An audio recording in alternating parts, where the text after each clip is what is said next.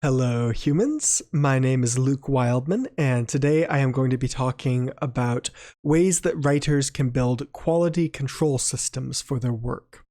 So, this is a really important tool for all writers, but it is especially important for anyone who intends to self publish, because indie authors don't have the same support systems from editorial teams where they have a bunch of people who all are helping out with the different facets of their work. They have to do everything for themselves, which means that they are the first and last line of defense for their writing. So I'm going to run you through the quality control system that I use for my work. I have developed the system over writing 4 novels and dozens of short stories and several novellas, so I think it's pretty refined by this point. But everyone will have to amend it to fit their own creative process, because everyone's process for writing and revising is a little bit different. So, the first step in my quality control process is to determine how excited I am for the idea itself. This is important because novels take a really long time to write. It could be months, it could be years even, depending on the novel. So you have to have an idea that you're excited enough about to give you momentum to carry you through all of that time of writing. You don't want to be someone who just starts a lot of stories and then never finishes any of them. That's fine if you're just a hobbyist, but if you're trying to build a career, you really need to be following through on the things that you create. Also, readers can sense enthusiasm. They can sense when a writer is losing steam on a project, and the reader will also be likely to put down the book around that time. Conversely, they can feel when a writer is excited, and that excitement can pull them along. So, if you are trying to decide if an idea is worth investing in, think about how you process it. Like, do you stay up at night thinking through the possibilities of this idea? Do you find yourself thinking about it in the shower or while you're driving or doing grocery shopping? Do you ask yourself a lot of what if questions about this scenario? So those are some of the main ways that I evaluate my ideas. So let's move on to the first draft. While you're working on your initial draft, whether you're an outliner or a free writer like me, you need to be creating a sort of Bible of details relating to the story. This will describe all of the different choices that you make while you're creating it. I am stealing some of this from Orson Scott Card's book, Character and Viewpoint, where he talks about using this document to record things like character names or eye color or, the number of gates a city has or anything like that. So the goal with this document is to have this compendium so that you can be more consistent and save yourself work later when you're editing. At the same time, this will also allow you to be more intentional about all of the choices that you're making, because as you're writing them down, you'll start to question, well, why did I have that character's name be that? Like, what if I found something that was maybe more symbolic or maybe more appropriate to the region this character is from? So that's significant. So now let's skip ahead to after you've finished your first draft. Maybe you've even finished a couple of drafts depending on your process. The main idea is that your story is now mostly in its finished form. You know the shape of the tale.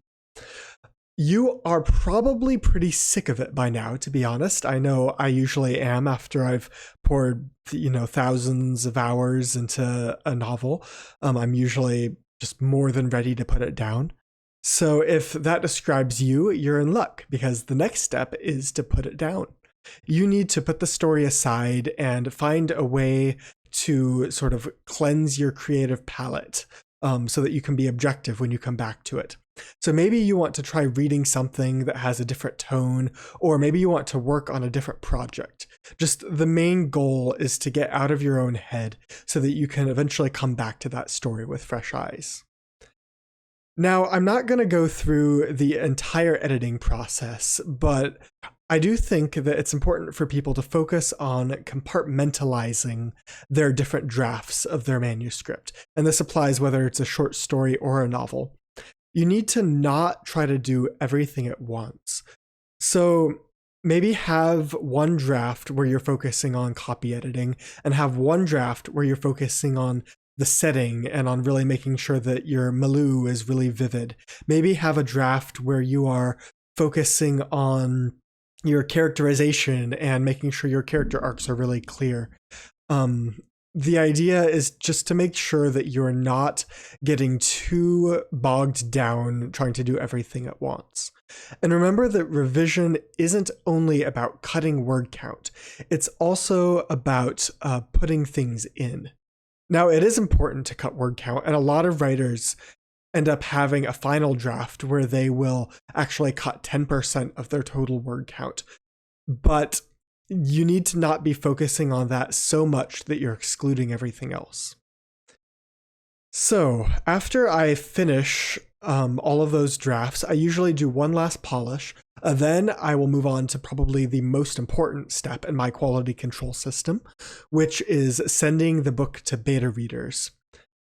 Beta readers give you feedback on what works, on what doesn't. They give you just their live reactions to everything in the story.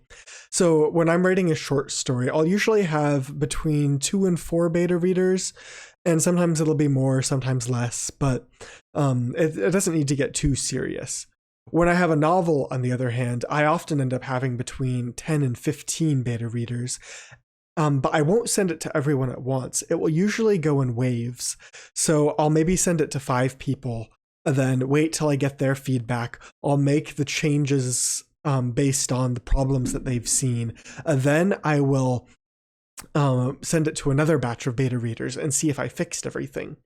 If those people still have issues, then again, I'll work to solve it. And then I will send it out to my third batch.